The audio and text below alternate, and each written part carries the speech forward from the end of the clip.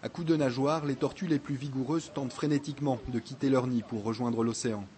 Au total, 27 tortues vertes, Chelonia midas, mesurant entre 4,5 et 5 cm de long, pesant de 24 à 25 grammes, ont été découvertes hier après-midi sur cette plage de l'Ouest.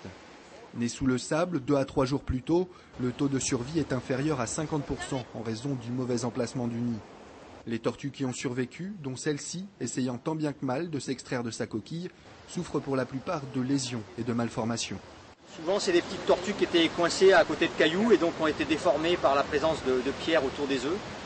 Et puis tout ça, donc il y en a pas mal, on n'a pas encore compté, mais c'est des petites tortues qui sont mortes au fond du nid.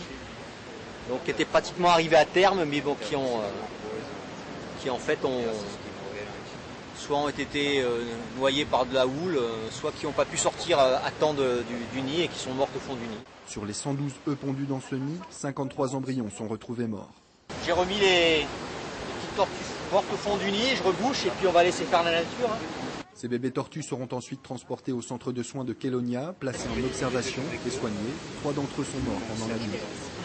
La dernière ponte avec émergence sur les côtes lyonnaises date de 2007. Et pour les enfants qui assistent au phénomène, l'émerveillement ne masque pas pour autant la nécessité d'une prise de conscience collective.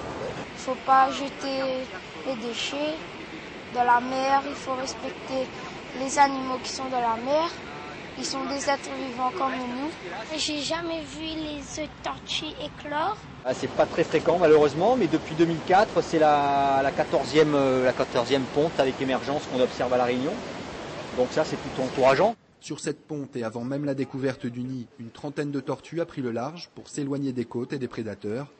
Après une tentative de mise à l'eau, ce spécimen va finalement rejoindre ses congénères à Chelonia.